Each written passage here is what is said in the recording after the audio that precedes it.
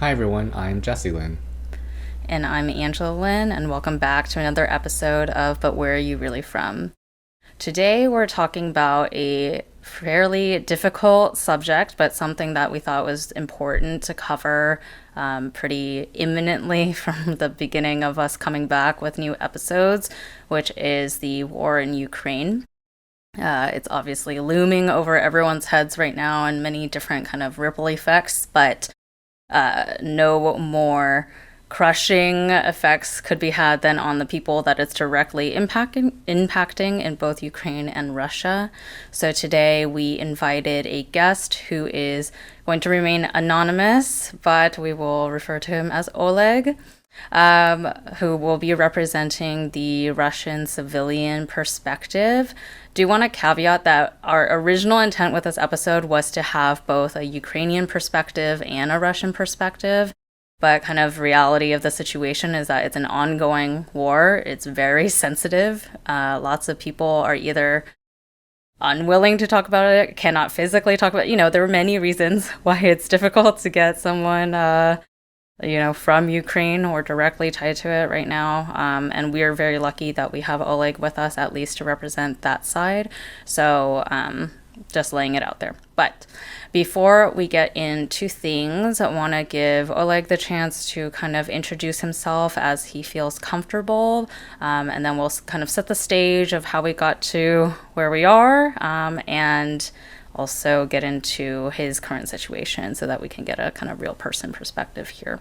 So, Oleg, the typical question of our show, but where are you really from? Probably an extra loaded question right now, but we'll throw it to you however you feel comfortable answering that.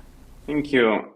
Yeah, I just want to start with that. I don't think I represent all Russians or even a huge subset of Russians because my life has been somewhat unique for a Russian person, and I've been mingling with the Western people for too long.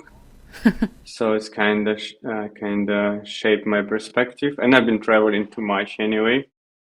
But to answer to your original question is that I'm from really like a small town in Russia, and I've been born there and spent my first 17 years of my life in this town, and then I studied in Russian universities for many years. I did like a bachelor, master degree, and I dropped out from my PhD. So I spent like a good portion of my initial life in Russia, and then I was traveling back and forth, but always coming back to Russia. And recently I've been living in Moscow for the past few years. And yeah, right now I'm not in Russia, I'm in Europe. And just to double down on the complexity of talking about the issue, I don't know how people or you've been following news, but in Russia nowadays, war is not called war, it's called special military operation. And you would say, what's the difference? But the difference is 15 years in jail. Yeah. This is not a joke. So, by calling a war, I might actually get in jail for 15 years. So that's like the reality of nowadays and the reality of talking about it. And that resulted basically to no journalism in modern day Russia because it's like impossible. I think I'm gonna stop on this. Thank you for sharing that. And thank you for being on because obviously we know this is a really difficult topic to discuss right now, especially as it's impacting you and your family, friends personally. So thank you for joining us. Before we go into kind of your personal perspective, and yes, thank you for kind of clarifying you definitely don't represent all of Russia. I don't think we ever think that any of our guests kind of represent like the holistic view of anything, but it is really, I think, impactful and special to have someone actually from Russia, lived in Russia for a big portion of your life and recently kind of weighing in. But before we go into kind of your view on things and how it's impacted you, I think we wanted to give listeners kind of just TLDR is not exactly the right way to say it because I'm still going to talk for quite a bit of time, I think. But just a little, like a short overview of kind of like how this situation got to where it's at. And we're by no means experts, obviously, but because I think with anything in kind of current events, a lot of us can get pretty wrapped up in kind of just our day-to-day lives, and we don't often keep up with what's happening outside of like especially our own home country. So when this first happened, I'm sure a lot of people honestly like didn't really know why it was happening and like what the past and like recent history even is between Russia and Ukraine. So just wanted to give like a quick rundown for folks in case you needed that additional context. Okay, so I took some notes, but both folks on here correct me if I get anything wrong. Please do. Main sources that I pulled from were the Smithsonian Magazine and NPR for this. One of the main like contested things is that when Putin first declared the special military operation, he also went in this like very long-winded history lesson of like the history between Russia and Ukraine and kind of rewrote a few things. But I think one of the contested things was he was trying to say like Ukraine has always been kind of part of Russia, like historically. And so one of the main things that these sources I was looking into wanted to kind of clarify was like, you know, throughout centuries, that the territory that is Ukraine today has been taken over by many different empires. So it was not always Russia. Austro-Hungarian, Poland, Lithuania, and Russia, like all of them had at some point in history been part of that or like overseen that land. So it's not true. So that's kind of like a very long ago history. But as of 1917 was the first time that Ukraine declared independence. So it was independent for like a brief period before then all of the globe broke into further wars. And then that's when USSR, Soviet Union became a thing and Russia took it back. Millions of people died during the Great Famine. There's probably a better word for that. That's the Englishified version of what that was, but under Soviet rule in the early 30s. I didn't know this until I looked it up, but millions died during this kind of like man-made famine, and it was because Ukrainian farmers were uprising against the Soviet mandate to collectivize land.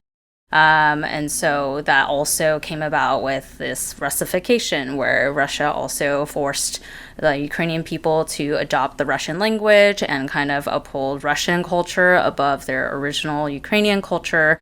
And that's a lot of why Russian is a shared language between Russia and Ukraine today, is because of this kind of like mass campaign that happened back then. And then where it gets a little like hairy is that if you've been following some of Putin's addresses, he claimed that one of the main reasons that this special military operation happened is that he's trying to help denazify Ukraine. And this is hairy because essentially during World War II, Germany stepped into Ukraine, and at least part of the Ukrainian people were kind of like with the German Nazis at the time because they saw them as liberators from the Soviets. It was kind of like lesser of two evils, like let me just band with the one that claims that they'll help me get free from my like previous conquerors.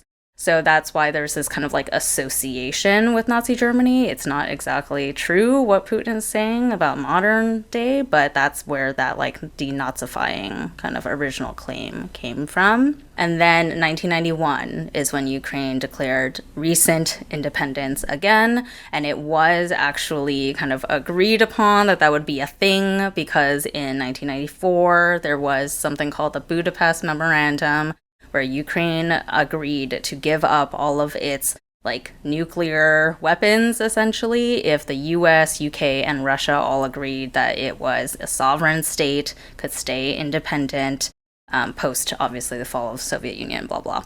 But that's like when it was supposedly like, hey, leave us alone, kind of thing. And then recent history 2000s is just kind of like, you know, like most government, very hairy, kind of back and forth between like pro-Russia, pro-West governments, similar to Taiwan, how there's like a pro-China versus pro-democracy back and forth with our motherland as well. It obviously is the case in Ukraine. And then the NATO of it all was always kind of like floating as a potential alliance that could happen, but never like formally happened. Putin was always against it because it meant, they had more powerful friends if they decided to do something. And then, wow, so many things. I didn't fully understand the whole like Crimean annexation until I was looking up all of this, but in late 2013, early 2014, essentially the then president Yanukovych of Ukraine had kind of like said, oh, we're not going to enter this free trade agreement with the EU, despite that being what the people wanted.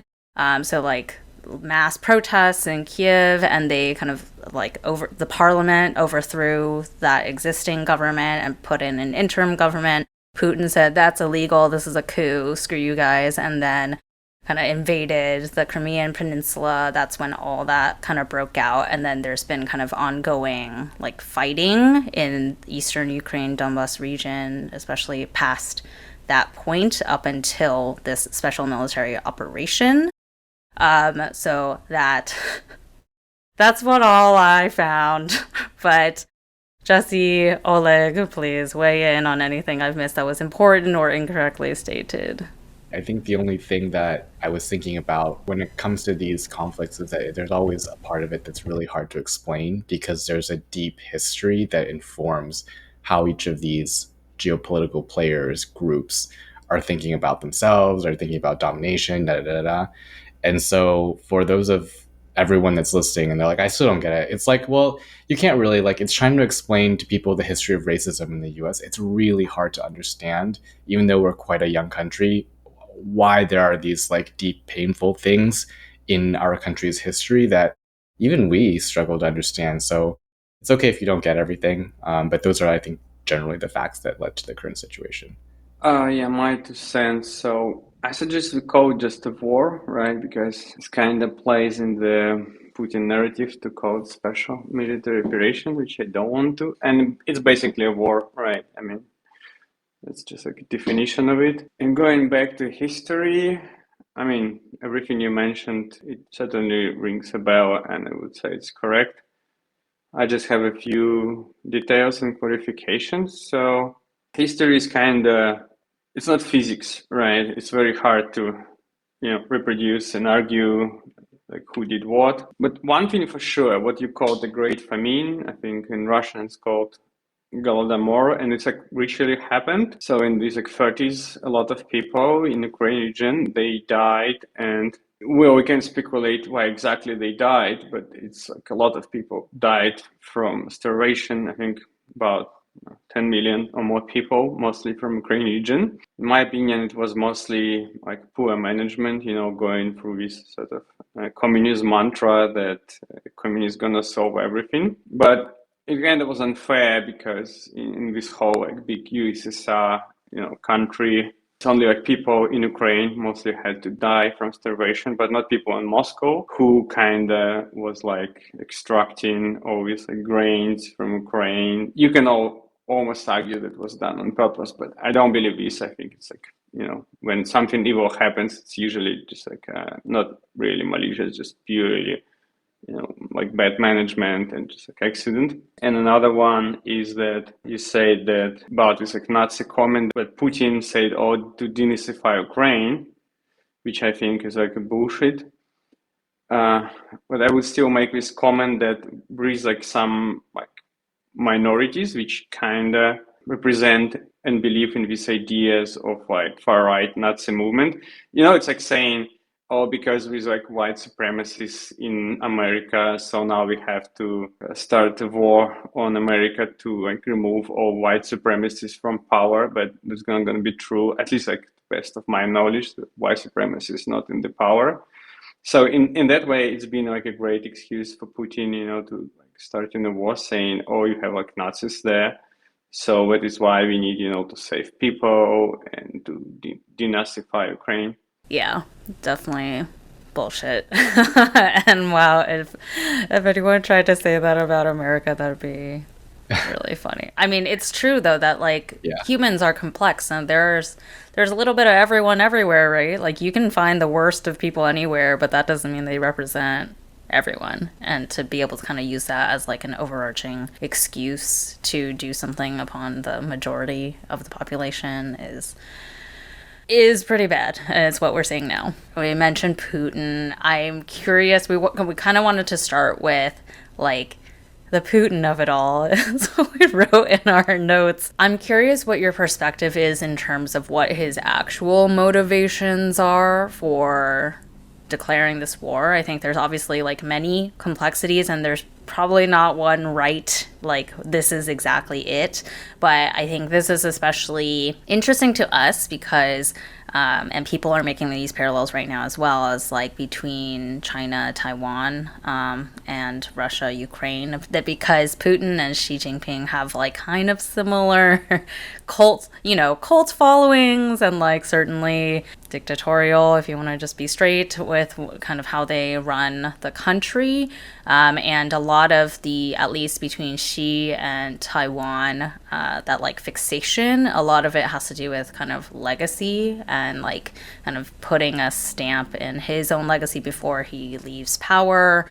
That he was able to reunify. So I'm curious if that is like a big part of what you think is driving Putin, or if there's just like bigger things that maybe are not being spoken about that might be driving him as someone who actually lived in his government for like a big portion of your life. So Putin has been in power for 20 years now, I think even slightly more, which is a lot. There is a lot of people in Russia who was born and Putin was in power. Their entire life has been spent under the rule of the Putin. And unfortunately, there are a lot of parallels to Xi Jinping and it's like Taiwan situation. Again, I'm not an expert on this, but the parallels I see that kind of sad because I personally like made a big mistake. I was certain that Putin is not gonna sort of start war on Ukraine.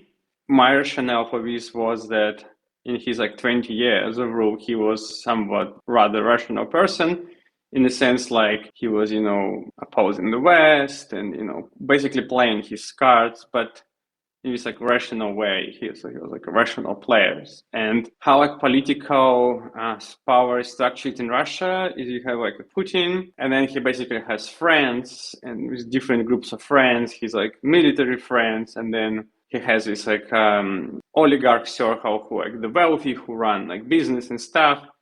And here basically he's like lieutenants or keys to power, and he was keeping them happy and they were like keeping him happy and giving him power. So it's like, I mean, any dictator, he has sort of his trusted people, right? Because you can't run country on your own, it's not possible. So my logic was that, okay, if he starts like this like full scale war, right, then obviously oligarchs are gonna like lose everything they seem to value because they're kind of pretty material people. If you have $1 billion yacht, that kind of tells things about you, and they're not gonna be happy, right? That's for sure. And so I was thinking, okay, he's not gonna do that because he needs his oligarch to run things. And I was thinking like the chance of war this year was like sub 1%. I think I was wrong. I think it was actually double digits. Now all the oligarchs, they are super unhappy because not only they lose everything, it seems he also like didn't inform them, right? Because the assets getting frozen, the yachts getting frozen, they can't like go to see their nice villa in Italy anymore. So they clearly were not ready for this. I would say it's not even be unlikely to see like a coup in short term or an attempt of a coup. I mean, maybe it already happened, we just don't know about it. Basically, what I'm saying is like it's a big stake for the Putin, right? So why would you risk all? Because he's like 70, so maybe you just rule 10 years more and then you just like pass away or something. And now he basically risk it all because these actions, they just increase his chances to lose the power, dramatically, almost exponentially. And I think there is like two reasons for this. First reason is this sort of a legacy thing slash COVID. So because of the COVID, he was extremely afraid of getting COVID, and as far as I know, he didn't get it. And the way he managed it, he was like hiding in the bunker for like almost 2 years, and then in order to like meet with him, everyone has to be on like this 2 week quarantine, right?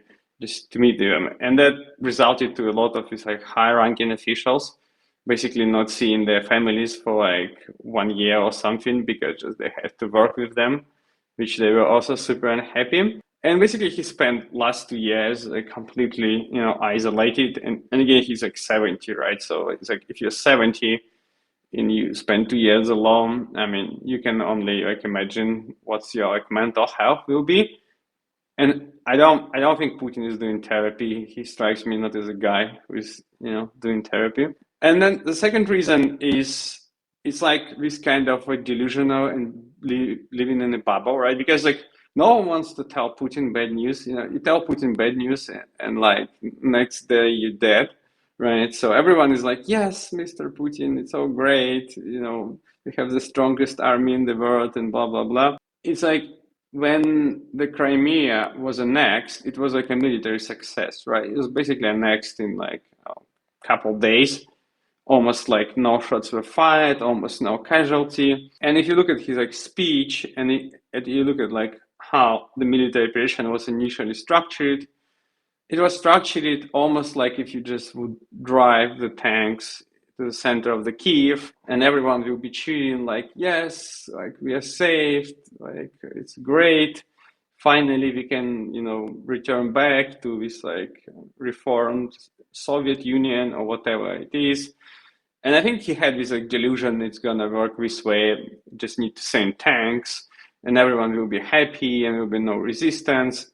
And obviously, he kind of had this idea that NATO is not gonna, intervene because of the nukes. Either was like this like desire to rebuild the Soviet Union on one hand, and this like delusion is gonna work out really well on the other hand. But I think he just really detached from reality. Obviously, he hasn't been recently in Ukraine, never talked to people, everything he knows from like his like intelligence reports, which is, I mean, I haven't read them, but I can imagine they probably, biased. So, speaking of bias and delusions, I'm curious if you can provide any perspective on the news and how it's being covered in Russia, and also kind of like before and after the war started, because in China, at least, obviously, like news is highly controlled and the state tells you what you should know. And I imagine Russia is like that as well, but I know that certain outlets and like distributions got like blocked only during like after the war started. So I'm curious how you viewed like the news that came in through Russia pre-war, and now if you're hearing anything through like family and friends that might still be in Russia about like how it's being discussed, and if people believe it. Like I'm just kind of curious on how that environment is. So Russia certainly had censorship pre-war, though not at the level China has it, because Facebook and Instagram and WhatsApp, all like Western social medias and communication channels were available, and they were YouTube in particular. They were not censored, at least not in this like full mode. We had a lot of YouTube channels and radio stations, Telegram groups, which people basically said whatever they wanted. Sometimes you would have almost sort of public trial, just to make example of someone, but it mostly resulted in fines, and it was not that often. Once the war started, rapidly they passed this law. It's called fakes law. So this law literally says that for spreading fakes about the war, which you, by the way, can't say the war, name the war, you basically can receive up to, I think, 20 years penalty in jail. And that make basically any journalist's work impossible, because this law literally says if what you're saying is not what government says, then it's a fake, right? So it's like, as a journalist, anything you can do is just, like cite the government, which kind of not what journalists should do anyway. And as it was not enough, they recently blocked Facebook. By the way, Facebook is now recognized as a terrorist organization in Russia, which is, I mean, it's kind of even funny on some level. Facebook, Instagram, and WhatsApp and YouTube, they all blocked, so you can't access them without a VPN. And even if somehow you can access them without a VPN, if you put content there, which is somewhat newsworthy, obviously you can go again to the jail. And then there were some sort of independent media outlets and magazines. They basically received the legal notice to shut down. They didn't even want to wait to prosecute them. They just literally just like unplugged them from internet, and basically they cleaned up the whole thing. Zero tolerance to any other opinion which is not like state approved or state sponsored. So I would say it's like the most dramatic change in the media. I think the only channel right now which is still holding is actually Telegram, because Telegram is taking pretty neutral position. It's kind of not moderating anything in any side. And obviously the Telegram founder already had its beef with Russian government, so it like evacuated its like headquarters and team, everything from Russia. So they literally don't care if Russian government comes after them. And yeah, I think that's like the current state of affairs. How many people like believe that it's just a special military operation though? Because, and I don't know how much you know about this because you were luckily outside Russia at the time that it started, but because I'm seeing things like, I'm sure everyone has seen that like that video that was floating around of that like lieutenant or colonel or whatever from the Russian side who got captured, and then he spoke to press where he was like, we literally didn't know what we were going into. Like, we truly believed that we were here to like denazify and like free the Ukrainian people to fight for their safety, and then we got here and realized it was all scam, and now we're like ashamed of ourselves and give us whatever punishment you think we deserve, that kind of stuff. So I'm curious if you have a sense of like what proportion of the population actually believes it's war versus special military operation, and like if there is a distinct divide between, I don't know, like socio-economic class or something else that's kind of dividing the people who believe or don't believe one or the other. I wouldn't say it's about special military operation or war. It just like propaganda is so high that they have to call it special military operation. Most people intelligent enough to realize if you have to use tanks and fighter jets and artillery and the other party is returning fire, it's a war. So to me, I mean, any reasonable person understands it's a war. And going back to the comment about the military, I know like a lot of military people got tricked because it kind of makes sense from military perspective. You don't want every soldier to know you're about to start a war, because obviously intelligence, happens. So they were told they're going to do some military exercises, and then they were like rapidly given the command to attack. But I would say it's like a standard cookbook for warfare and military. Though going back to population in Russia, I've been talking to many friends and relatives there. The thing is, a lot of people actually support war, even they know it's a war, right? I mean, I'm super anti-war, right? I don't think you can solve anything with war in life in general. I think it's like, if two countries at war, it's a sign that they failed at communication and failed on so many levels. I believe there is no reason to bomb like another country. I mean, you can like, in my opinion, you can come up with, doesn't matter how many like historical reasons or justifications. It's just like something you just don't do. This is like my opinion. It's not like information is not available in Russia. It's like North Korea, right? In the sense that people have phones and there are like Telegram groups, and people sort of engage in the topic, so that they like consume information, either like one side, another, or both. But they know, everyone looking at these pictures, of like tanks and jets and bombing. So it's like, it's not that you can say, oh, I didn't know that the war is happening, so it is why I'm like not responsible. I think most people in Russia likely aware to a high degree of what's going on. And to be fair, Russia has quite good internet. It's like super well connected country in terms of internet, more than many parts of Europe.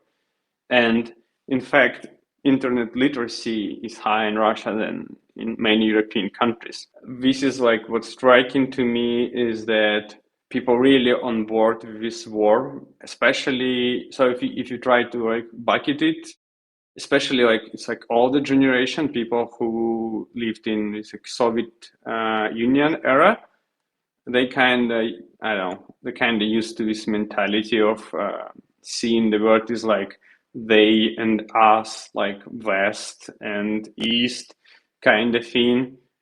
And they're totally buying this sort of idea of NATO advancing on the East, which is, I mean, factually speaking, is true. And you can speculate what's the reason for them to pick a side at all or to support it. But I would say, like this double-digit support of war in Russia, because, yeah, I don't know exactly why, but it just seems to be the case. I mean, to me, I just wouldn't support a war ever, any kind of war. But if you look at the history, and I don't need to name, many countries, you would know that during the war, there is always, a proportion of people in any country who support war and who don't. And Russia is like not an exception. There's like many people who support this war. If you look at like wealth and education stratification, then it's like the less wealthy you are and less educated you are, the more likely you support the war. For example, people who work in tech, who is somewhat wealthy, they mostly don't support the war, and in fact, many of them like left the country in like the first days of war. So there is a clear, divide in society on this issue. In fact, it's like really dramatic because I mean, I'm lucky and blessed enough, to have my girlfriend, and she also works in tech, and we are like in Europe, so we're fine. But a lot of people, this like line of division, it like runs through their family or relatives. I even heard stories, people, getting divorced because of this issue. I have a question related to that. So for those people, and maybe you don't know, I'm not sure, and you could just say if you don't. But for those people who do support the war, is your opinion that they're fully bought into the propaganda? Like they believe that the soldiers are there to denazify Ukraine or reintegrate Russians in Ukraine into Greater Russia, or do they think there's something else they're getting out of it, out of this war? Because generally, I think, as you were saying, I think people are rational actors. Like they don't, you wouldn't go into a war for no reason. There has to be something that they believe that they're getting out of it to support it. Right. I think a lot of people buying like full package, and it's a different full package. There's like so many people with so many reasons. Obviously there is a herd mentality. Some people just do because their friends and their social circles do. Some people are afraid to go to jail. Some people really, militaristic and want to build Soviet Union.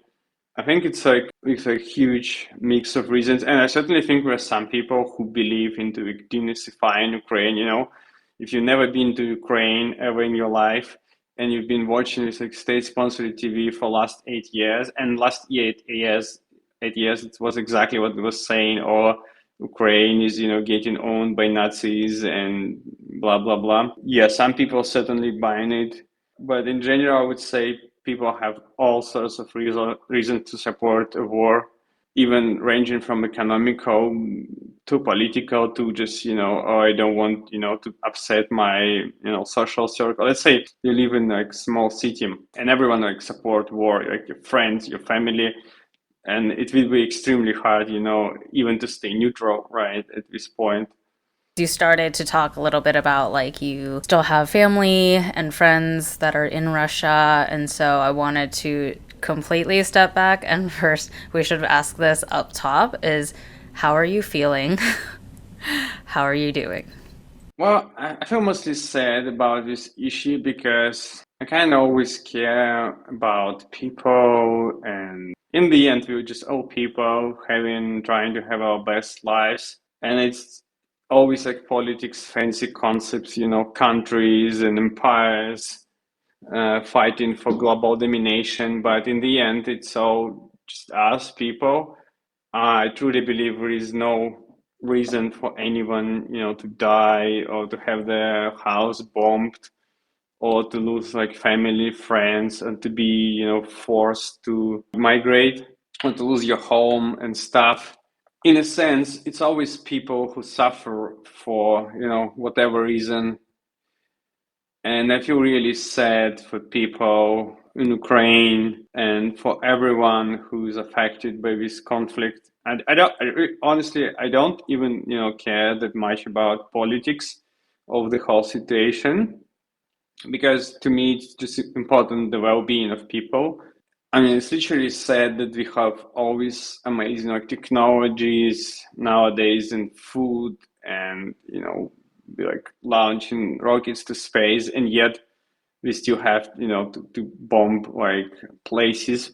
It's like really, really upsetting, that it's like, this is what, as humankind, the best we can do. And also very sad for Russia, because when Soviet Union fell apart, we kind of had 30 years to, pull our shit together, because obviously it has like many people and resources, and like we had a chance to build like a better future for everyone. You can be like South Korea, I guess, do something, amazing like they did, K-pop and TV series, but you can do something else.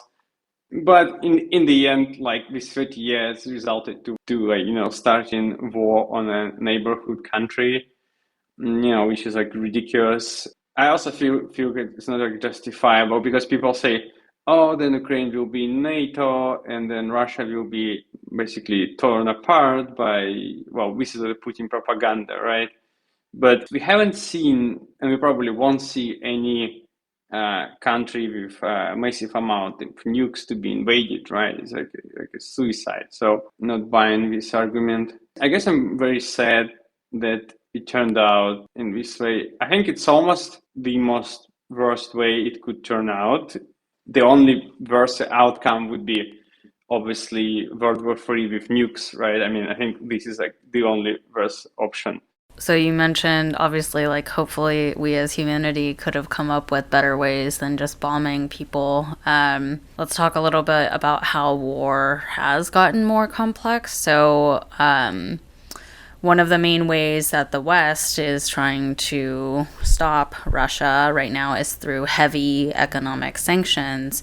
I want to talk about that in terms of like what that actually means for the Russian people, because I think when we sit on the West and we just see headlines like this, we're like, great, punishment for Russia for doing bad. Good job, US. Like, with this will fix it. And like, I think we often think on kind of the governmental level, or like just the elites, like this is going to hurt the rich people who are in power. It's going to hurt Putin. Great, we're doing our job, as opposed to like, what does that mean for the actual Russian people who did not decide to wage this war and are like kind of stuck with the consequences? What have those sanctions done in terms of like your personal life and like those of your family and friends? How is that actually impacting the people? All right. I'm briefly start from my personal position. I mean, I've been lucky and blessed to have a tech job, and now I'm staying in Europe, so it pretty much has no impact, except with sanctions make it's incredibly hard for me to use financial institutions. It's almost impossible nowadays to open a bank account in Europe if you're Russian. But again, I've been lucky enough to work in crypto, and I feel all these years of building crypto infrastructure, it's kind of a separate topic, but I guess where I'm going with this is crypto is like a neutral layer which doesn't judge people based on their password, which I think overall is a good thing, though there might be some misuses to it. Yet banking system is used to launder, trillions of dollars of money every year and to, facilitate always like drug trade. So I think it's fine. But more interesting question is that how is affecting Russian people? You have to understand Russia has been experiencing for the last, I would say, 10 years economic decline, and it's mostly been caused by Crimea annexation and a certain economic policy run by Putin. And in the sense of average citizen, it means that average Russian in last 10 years didn't had much sort of economic opportunities or options. Average citizen couldn't, travel a lot internationally or buy imported like expensive goods like latest iPhones or expensive cars, European, American cars.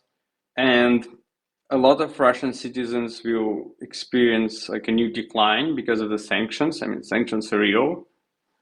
But the irony of situation is once you are poor, you kind of rebuild your life around, other things, like family, maybe reading books and, like watching and consuming pirated content because you're not going to pay for Netflix and stuff. And there is like a huge amount of people in Russia who are like, I don't care about sanctions because I wasn't going to Monaco anyway. I wasn't buying, Mercedes anyway.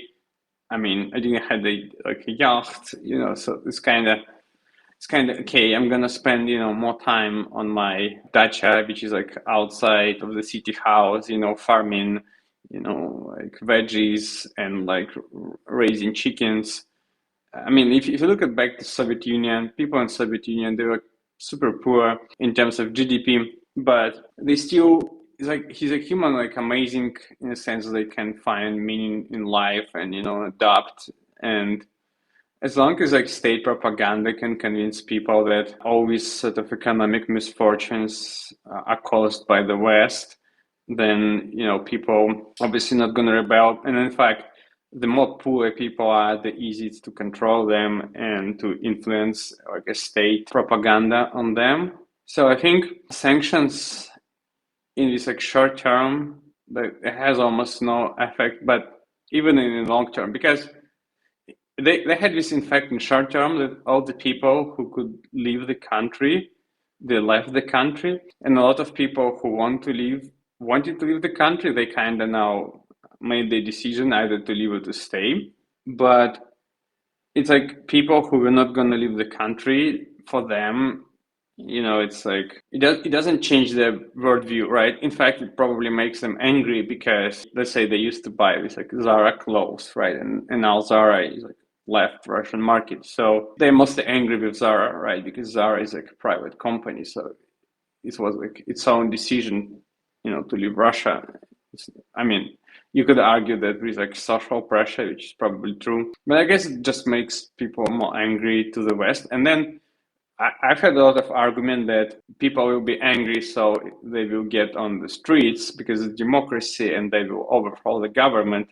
But that's like literally impossible at this point. I think the latest point in Russian history it was possible. It was 2008, which was like 14 years ago. So it's about 14 years late in the sense that all the people who were like for freedom and democracy, they were either imprisoned or jailed or left the country. I mean, all the leaders. And then anti-riot police is like kind of really good, and the whole this sort of spy state is really good. So it's like we had these videos where people would go on this like Red Square, which is the center of the Moscow, with just like a blank paper, right? It's like white paper. There's nothing, and they're arrested in like 30 seconds, right? It's like, I mean, haven't you seen it? It's like a ridiculous video. No, it's like pretty good. And then it was even more funny video. So it was this guy, he's holding just like a blank paper. It's like completely white, alone. So it's not even mass gathering. And then the other guy is filming him. And so he is getting arrested immediately. And then there is another lady there, which is like filming, which is like just like a bypasser, right? And she's like clearly pro, like Putin pro power. And she's like, oh, you like sort of manufacturing this sort of Western propaganda here. He's like, no, I'm just like shooting everything. And she's like, if you're shooting there, then you should like ask me. And he's like, okay, I'm gonna ask you, tell me what you want to think. And she's like on the camera, like starts to, say, oh, I support the government, I support everything. And it's not even 30 seconds, and she's also getting arrested. It's like so funny. The point is, they just basically arrest everyone. They don't even care what you say.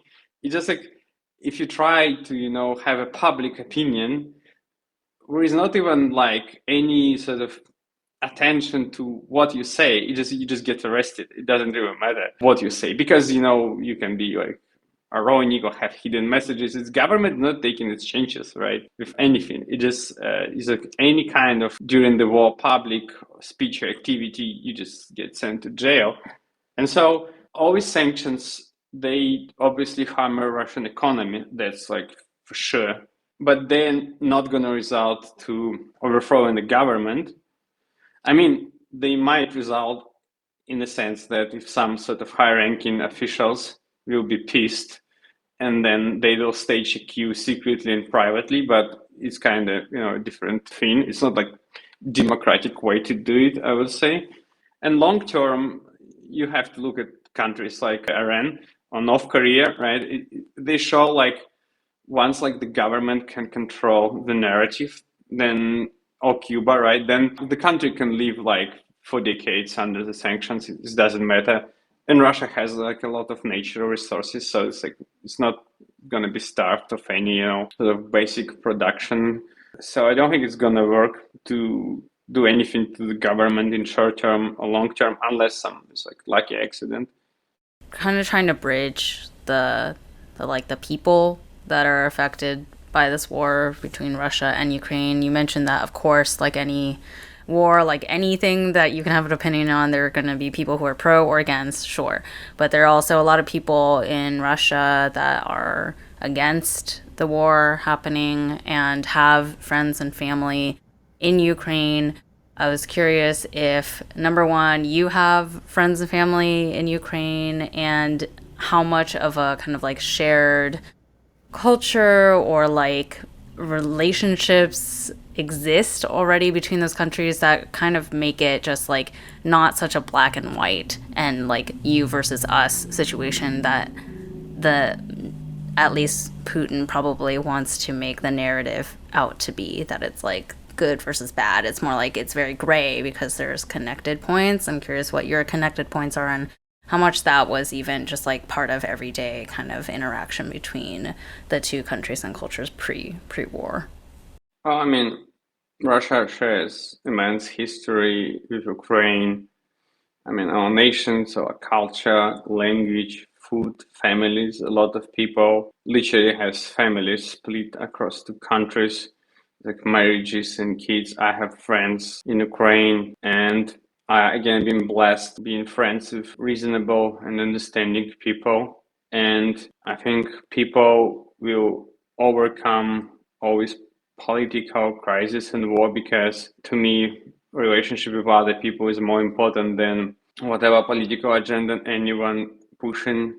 Though I have to say the war is real, and damage to Ukraine done is real, and it's immense damage, and Russia will have to repay it in all the means, like morally and even in the sense of some kind of retributions I can imagine in the future, because you can't just bomb the other country and tell, oh, actually I was wrong, so now we are besties again. It's not how it works. And I think a lot of in Russia people don't realize it yet, but I mean everyone is guilty to a certain degree, right? I mean, but it's impossible to measure how much each person is guilty, but there is like a measure of being more or less guilty. But as a whole country, as a nation, it's like people say, oh, it's like the Putin is the bad, but people are the good. But no, like one man can't do much, right? It's always like some other people, supported directly or indirectly in a way. And I think as a nation and as a country, will be, suffering for starting this war and, dealing with it for like decades to come. I mean, I don't see it being, a small thing or, going away. I think people would realize, I hope in near future, I hope the fastest they can. And yeah, I certainly feel sorry for Ukrainian people. And I hope we can find a way to resolve it as fast as we can. I hope the war ends as fast as they can. And the war ends, I hope there is a way, to like rebuild, repay the damages done, because in my opinion, this is what's going to happen eventually. On the transitionary note to the close of our episode, hopefully we can end it on a little bit of a higher note, because we always like to end on a sweet treat in the fortune cookie section. So you were just kind of talking about the hopes of how it could resolve. Do you have like a best scenario of how it could resolve, a positive scenario? I mean, I honestly hope just the war ends as soon as possible. I don't know what would be the best scenario at this point.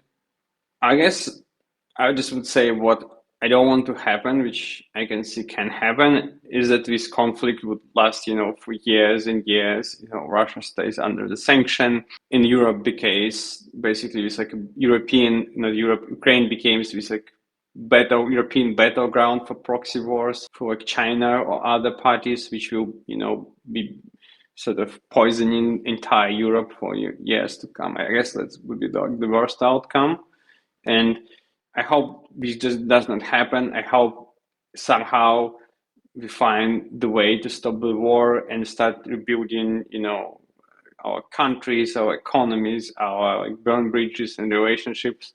So it's more like a pure feeling. And I mean, as hope goes, I'm trying to be really optimistic. So this is what I hope for. And again, I'm not a politician, so I have no idea how to achieve this.